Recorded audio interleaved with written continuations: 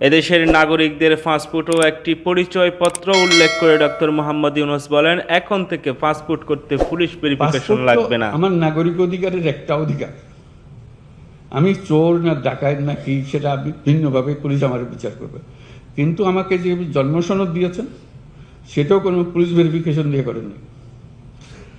আমাকে এনআইডি দিয়েছেন সেটাও কোনো পুলিশ ভেরিফিকেশনের জন্য অপেক্ষা করতে হয় না। নাগরিক হিসাবে পেয়েছি, এই দেশের নাগরিক। পাসপোর্টও এই দেশের নাগরিকের একটা পরিচয়পত্র, এখানে পুলিশ ভেরিফিকেশন কোনো লাগবে না। আমরা আইন করে দিয়েছি এখন থেকে পুলিশ ভেরিফিকেশন লাগবে না।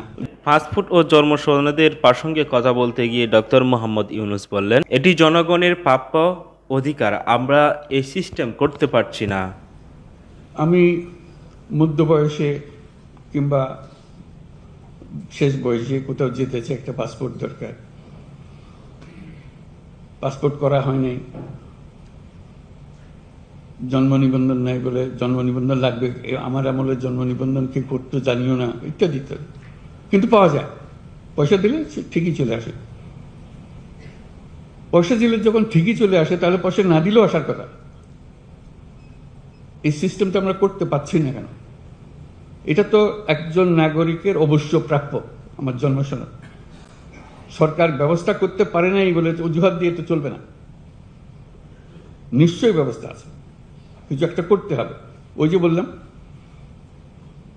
যে টাকা দিলে করে দিতে পারে সেটা সরকার কেন পারবে না?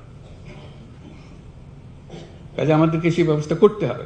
জন্ম সনদ তার প্রাপ্য যে কোনো সময় যে বয়সে চায় তাকে দেবার ব্যবস্থা করতে হবে।